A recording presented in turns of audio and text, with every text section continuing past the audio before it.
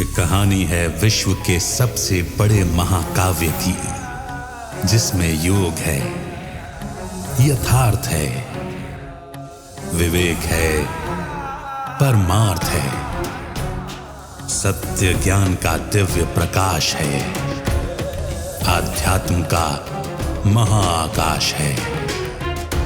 ये दर्पण है हर मन के विवाद का, दृश्य है आत्मा और परमात्मा के संवाद का, मानवता का होता है जिससे उद्धार।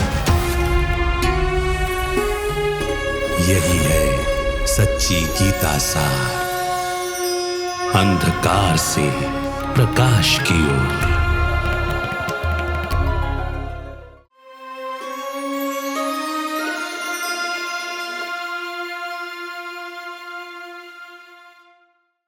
नमस्कार। अंधकार से प्रकाश की ओर सच्ची गीता सार इस कार्यक्रम में आप सभी का स्वागत है। सत्य का अन्वेषण करना हम सबकी प्रवृत्ति रही है। सदियों से मनुष्य सत्य की खोज करता रहा है। ऐसे न जाने कितने ही तथ्य हमारे सामने लिखे हुए हैं, मगर उन सब चीजों को क्या हम सही तरीके से समझते हैं? क्या कोई चीज सिर्फ लिखी गई है, वो किसी पवित्र किताब में मेंशन्ड है, इसीलिए हम उसकी मान्यता को बिना क्वेश्चन किए हुए जीवन में अपनाते हुए चलते हैं, या फिर जीवन में बिना अपनाए हुए सिर्फ उसे एक आदर के भाव से देखते चलते हैं? या गीता के साथ आज ऐसा ही नहीं हो रहा है? ऐसे ही कुछ विषयों पर आज चर्चा को आगे रखते हैं। हमारे साथ स्टूडियो में ब्रह्मा कुमार ब्रजमोहन भाई हैं। भाई साहब, आपका स्वागत है। ओम शांति। गीता से जुड़े हुए अनेक तथ्यों पर हम चिंतन कर रहे हैं। एक बात तो हमको पता चल रहा है कि गीता में जो परमात्मा की दी हुई सत्य ज्ञान की कुछ ही अंश देखने को मिलते हैं, बाकी बहुत सारा उसका सत्य ज्ञान लुप्त हो गया है। ऐसा क्या होता है जिसके कारण इस ज्ञान का लोप हो जाता है, ये ज्ञान लुप्त प्राय हो जाता है? कुछ तो मैं समझता हूँ गलतियां हुई होंगी, कुछ मिसअंडरस्टैंडिंग्स हुए होंगे, वरना ऐसे कैसे हो सकता है कि हम इन बड़े सत्यों से दूर हो गए? देखिए, गीता ज्ञान भगवान ने दिया बिल्कुल नई दुनिया स्थापित करने के लिए, तो नेचुरली वो ज्ञान भी बिल्कुल नया था। अन्य सब प्रकार के जो आध्यात्मिक धार्मिक ज्ञान थे उससे भिन्न था, क्योंकि नया था। यानी उस समय की जितनी मान्यताएं थी उनसे वो अलग था। फॉर एग्जाम्पल, भगवान कहते हैं मैं पतितों को पावन करता हूँ, ज्ञान से करता हूँ, गीता ज्ञान से। उन्होंने पतित पावन करने के लिए नदियां बना दी, तीर्थ यात्राएं बना दी। इसी प्रकार से भगवान कहता है कि तुम अपने अवगुणों को त्याग दो, गुणों को ग्रहण करो, अवगुणों को दान दे दो, मुझे दे दो। उन्होंने दान पुण्य की अनेक चीजें हैं।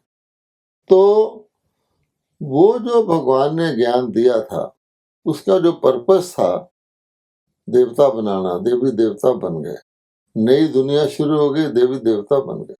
अब देवी देवता बनने के बाद तो उस ज्ञान का कोई आवश्यकता नहीं रहती, क्योंकि दुनिया ही नई हो गई। और उन्होंने पुरानी दुनिया के अंत में दिया था कि भी नैया बन जाए, तो वो लुप्त हो गया, अर्थात उसकी यूजफुलनेस नहीं थी, इसलिए वो भूल गए लोग। अब वो चलती रही नई दुनिया, तो कहा जाता है नई सदा तो नहीं रहती, नया पुराने के सापेक्ष होता है। लोग भी कहते हैं नया 9 दिन, पुराना 100 दिन। उसका ये मतलब नहीं कि नया थोड़ा समय रहता है, लेकिन नया इतना पायदार होता है कि नए के 9 दिन पुराने के 100 दिन के बराबर होते हैं। जैसे हम कहते हैं कि सतयुग में आयु बहुत लंबी थी, आज बहुत कम है। तो जब वो नया खत्म होता है, अर्थात उसका न्यूनेस खत्म हो जाती है, जरा सा पुराना शुरू होता है, उस वक्त सोच चलता है, क्योंकि पुराने की फिर पुरानापन उसके अंदर दिखाई देता है। एक नए को, जैसे एक व्यक्ति के अंदर पहला सफेद बाल उगता है तो क्या करता है, उसको उखाड़ के फेंक देता। वो देखना नहीं चाहता कि मेरे शरीर पर एक सफेद बाल उग रहा है। इसी प्रकार से वो पसंद ही नहीं करता। धीरे धीरे फिर इतना हो जाता है कि वह एफर्ट छोड़ देता है कि अब तो कोई फायदा नहीं, लेकिन व्यक्ति चाहता है। इसी प्रकार से जब देवताओं के अंदर इस प्रकार की आती है तो उसको उखाड़ फेंकना चाहते हैं। उस वक्त उनको ख्याल आता है ये क्यों आया। उस वक्त जो भगवान ने गीता सुनाई थी, ये तो समझते हैं कि नई दुनिया भगवान ने रची होगी और तो कोई रच नहीं सकता। तो इसलिए वो फिर उस विचार से ये जो गीता बनती है पुस्तक के रूप में, वो बनाई जाती है कि भाई परमात्मा ने बनाई होगी और सफेद बाल उससे निकाले होंगे, खराबियां दूर की होंगी। अच्छा, अब उसमें क्या हुआ कि भगवान ने तो सुनाई थी, एक ऋषि ने अपने विजन से, अपनी बुद्धिमत्ता से उसको लिखा। अच्छा, जब लिखा तो उसने पहली बात ही किसने सुनाई? तो थी तो भगवान ने सुनाई। तो वो सारे ही देवताओं को भगवान मानने लग गए थे, क्योंकि देवता तो दिखते हैं कि भगवान की रचना जैसे होती है, तो रचना को ही भगवान मानने लग गए। सिर्फ परमात्मा ने कहा, क्योंकि शरीरधारी हैं, तो सारे देवी देवता भगवान हो गए, भगवती हो गए। तो फिर उन्होंने पहले तो शरीरधारी देवता को भगवान माना, फिर वो देवता भी कौन से को माना। तो उसमें गीता के शुरू में लिखा गया है कि ये महाग्रंथ जो है, वाणी जो है, विष्णु कमल नाभ विष्णु के मुख से डायरेक्ट उच्चारी हुई है। अब यहीं से एक टुकड़ा मिलता है कि गीता के भगवान श्री कृष्ण नहीं थे, उसका एक खुद ही उसने लिख दिया कि ये कमल नाभ विष्णु जी के मुख से डायरेक्टली उच्चारे गए। अच्छा, ये लिख रहा है। फिर आगे कह रहे हैं कि श्री कृष्णोवाच है।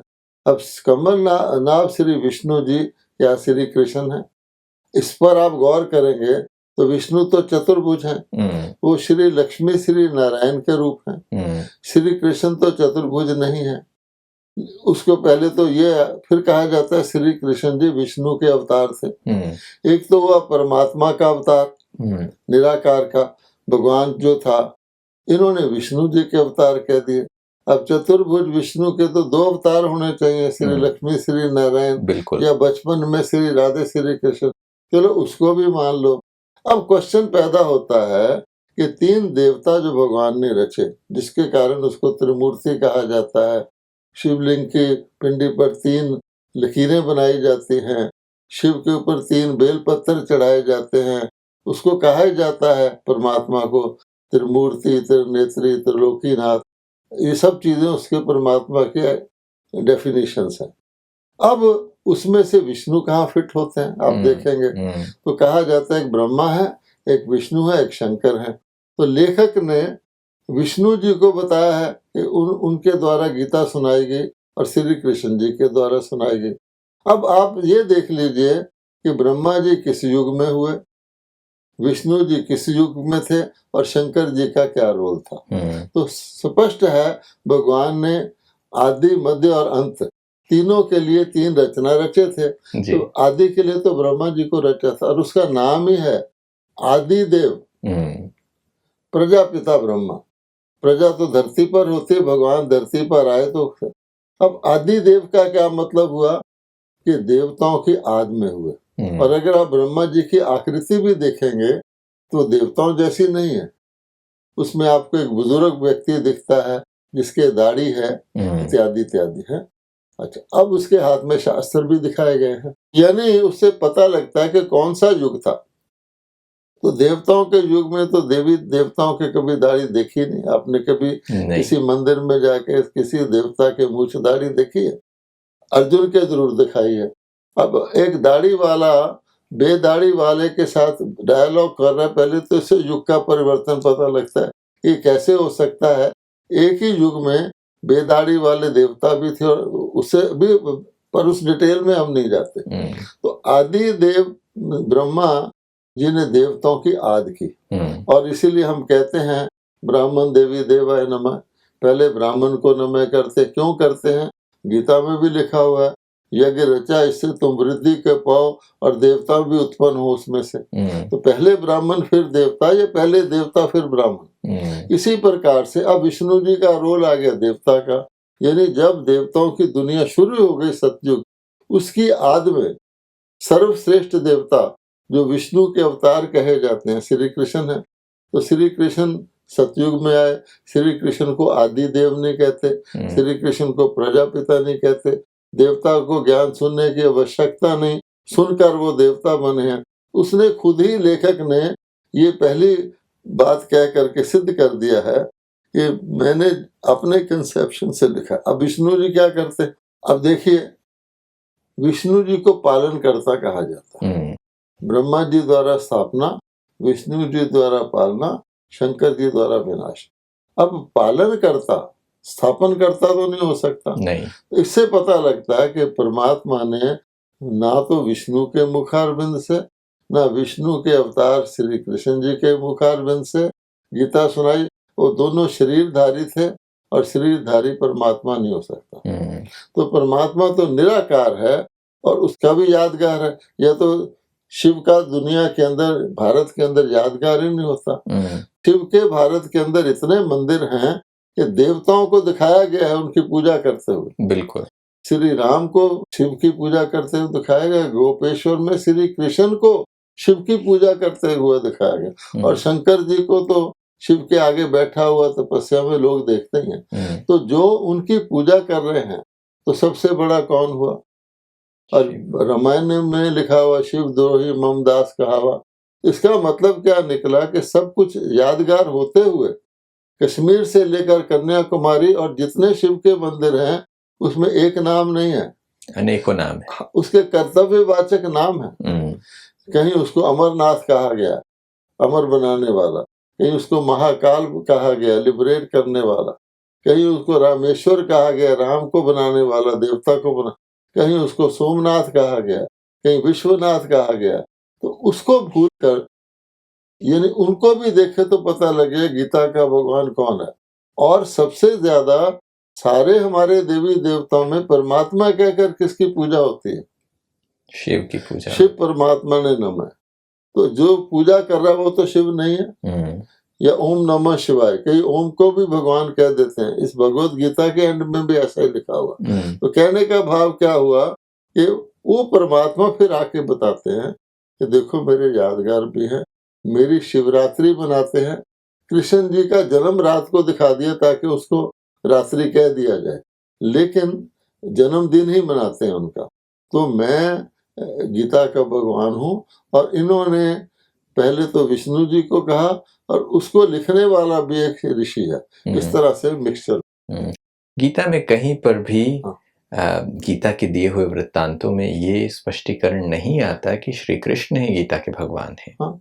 क्योंकि गीता के भगवान को निराकार होने के बारे में, अपने परिचय के बारे में भी, मैं अजन्मा हूँ, मैं अयोनिज हूँ, मैं प्रकृति का आधार लेके आता हूँ, तो हर जगह ये स्पष्टीकरण होता है। बट किसी मनुष्य ने गीता सुनाई, इसके बारे में कोई क्लियर डेफिनेशन वहां पर नहीं मिलती। और जब अर्जुन को दिव्य दृष्टि मिलती है, भगवान देता है, भले उन्होंने कृष्ण भगवान कह दिया, तो वो क्या कहता है बाद में कि अरे मैं तो आपको अपना सखा समझता था।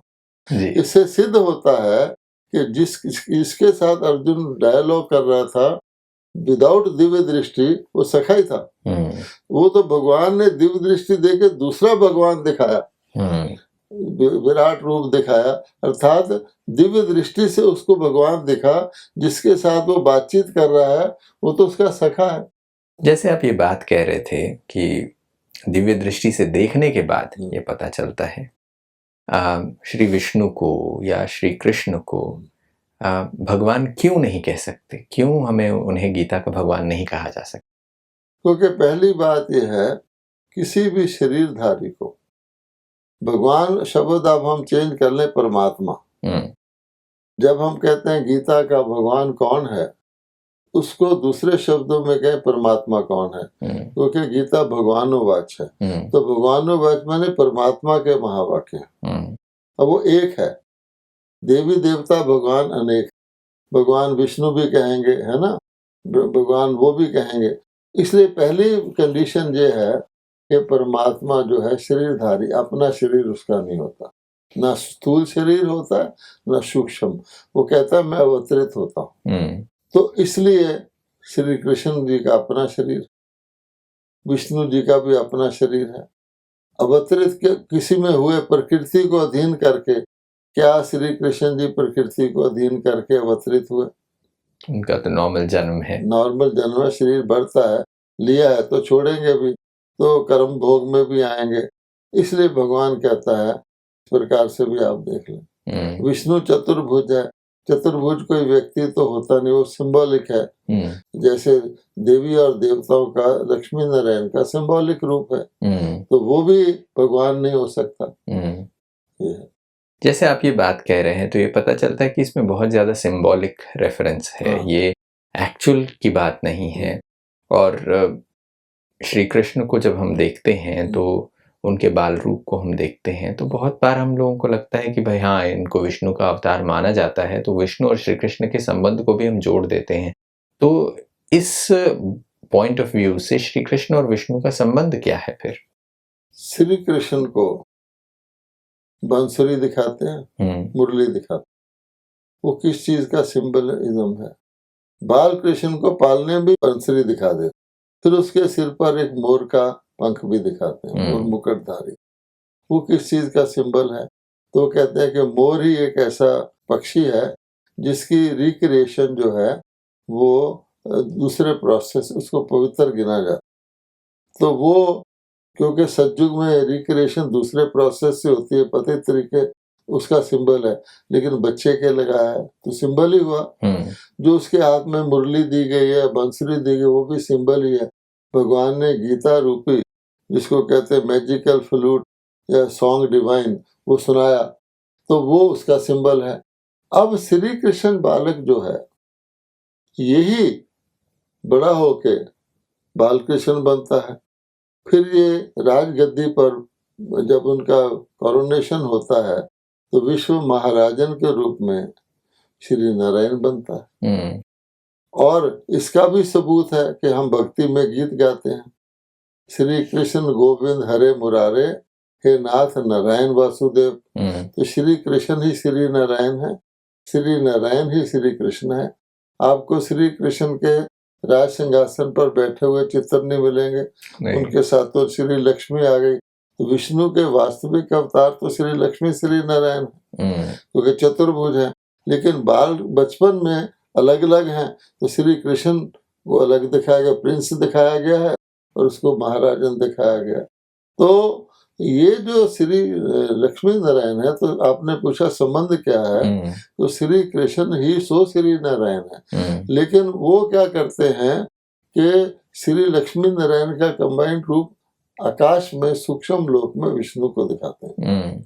जिस प्रकार से वो रावण को दिखाते हैं, 10 सिर वाला दिखाते हैं, तो कहते हैं कि 5 सिर नर के 5 सिर, वो अपवित्रता का सिंबल है, वो पवित्रता का सिंबल है, इस तरह से। तो ये जो संकेत दिए गए हैं विष्णु और श्री कृष्ण के बीच में संबंध जो है वो एक संकेत के रूप में जोड़ा गया है। और क्योंकि हम इस बात को बेहतर तरीके से नहीं समझ पाए, अननोइंगली हम भजन गाते भी हैं, मगर इसको सही नहीं समझने के कारण हम ये समझते आ गए कि विष्णु के मुख से गीता निकली और श्री कृष्ण ने भी वही गीता गाई। और इसीलिए भगवान के जो कर्तव्य थे, जब उन्होंने मान लिया कि विष्णु ने ही गीता सुनाई, दूसरे शब्दों में विष्णु भगवान के रूप हो गए, श्री कृष्ण से सुनाई उनके अवतार से, तो वो भी भगवान। तो फिर उन्होंने भगवान के कर्तव्यों को श्री कृष्ण के कर्तव्यों के साथ जोड़ दिया। अब ये अजीब तरह का मिक्सचर है, क्योंकि श्री कृष्ण जब श्री कृष्ण बनते हैं तो भगवान के सारे कर्तव्य पूरे हो जाते। ना तो देवताओं को गीता सुनने की आवश्यकता है, क्योंकि गीता सुनकर ही तो वो देवता बने। बिल्कुल। तो काम आदि देव के द्वारा भगवान ने किया। इसलिए आप देखेंगे सांप ने फूंक मारी, श्री कृष्ण काले हो गए। एक एग्जांपल ले लेते हैं जी।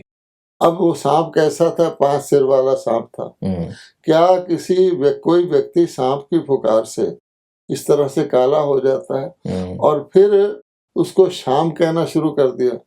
अगर काला हो जाता तो काला ही रहता। और फिर राम देवता, उसको भी काला दिखाया गया है, श्याम रंग का, उसको किसने डसा था?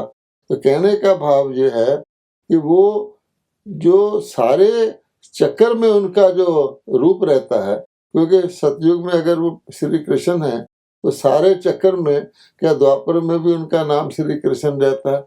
कि कलयुग में तो अनेक कृष्ण है, नाम रखा हुआ है ना वो तो वो जो चेंज होता है उसके दो शब्दों से हमें पता लगता है। एक तो श्री कृष्ण को श्याम सुंदर कहा जाता है और एक ब्रह्मा जी को, जिनके द्वारा उसको भी ब्रह्मा का दिन ब्रह्मा की रात कहा जाता है। अब ब्रह्मा जी, इसका मतलब क्या हुआ कि ब्रह्मा जी का जो रेलेवेंस है वो केवल उनके लास्ट बर्थ में जब भगवान ने उसको ब्रह्मा बनाया तब तक नहीं है, उसके बाद भी ब्रह्मा का दिन निकलता है, फिर ब्रह्मा की रात निकलती है। तो शास्त्रों में तो उन्हें प्रलय के पीरियड को ब्रह्मा की रात कह दिया और बहुत लंबी चौड़ी कहानी लिख दी है, लेकिन उसमें उनके 84 जन्मों का जिक्र नहीं है। लेकिन भगवान कहते हैं कि सृष्टि चक्कर के अंदर ब्रह्मा की आत्मा ही डिफरेंट फॉर्म लेके सतयुग में वो देवता होती है। ऐसे करते करते कलयुग के अंत में साधारण होती है, जिसके अंदर भगवान प्रवेश करके उसको ब्रह्मा कहते हैं। श्री कृष्ण ही श्री ब्रह्मा है। ये खास बात नोट करने की है कि श्री कृष्ण ही पिछले जन्म में ब्रह्मा जी थे और ब्रह्मा जी ही अगले जन्म में श्री कृष्ण बनते हैं। अगर इस बात को कोई समझ जाए तो दोनों रोल अलग हो जाएंगे। फिर जो है गोपियों को रास कराई, मुरली बजाई, कौन सी बजाई, रास कौन सी रास होती थी, ये सारी बातें समझ में आ जाती। इसलिए कहीं न कहीं अनकॉन्शियसली भी लोग कहते हैं कि ब्रह्मा सो विष्णु, विष्णु सो ब्रह्मा। ये कहने का तात्पर्य है जैसे हम कृष्ण और विष्णु के संबंध को समझ चुके हैं। बहुत ही रोचक चर्चा है, इस पर और भी हम आगे बातचीत कर सकते आपके हैं। कहने से वो बात और भी स्पष्ट होती है कि ब्रह्मा ही श्री कृष्ण है और श्री कृष्ण ही ब्रह्मा है, क्योंकि वो विष्णु जी की कहा गीता सुनाई और विष्णु जी की नाभि से ही ब्रह्मा निकला और उसके हाथ में ग्रंथ है। तो विष्णु ने सुनाई तो फिर ब्रह्मा जी उनकी नाभि से निकलकर उसके हाथ में ग्रंथ क्यों दिखाए गए, ये भी एक लिंक है। बिल्कुल। बहुत गहरे विषय हैं और इस पर और भी चिंतन करने की आवश्यकता है और आगे हम करते रहेंगे, मगर आज समय को देखते हुए यहीं विराम लेते हैं। आप समय निकाल कर आए, इसके लिए आपका बहुत बहुत धन्यवाद। नमस्कार। ओम शांति। दोस्तों, अंधकार से प्रकाश की ओर सच्ची गीता सार में कितनी सारी चीजें स्पष्ट होती हुई नजर आ रही हैं। सत्य जितना आसान हमें लगना चाहिए था, जितना सरल उसको होना चाहिए था, हमारे मान्यताओं के आधार पर, हमारे रचनात्मकता के आधार पर हमने बहुत सारे सिंबॉलिज्म्स को रियल समझ लिया, जिसके कारण हम सत्य से और ही दूर होते चले गए। आज की कड़ी में कुछ रोचक विषयों पर चर्चा हुई है और मैं समझता हूं इसे ठीक तरीके से समझने के लिए थोड़ा समय लगेगा। आने वाली कड़ियों में कुछ ऐसी ही बातों पर बातचीत को जारी रखेंगे। तब तक के लिए नमस्कार।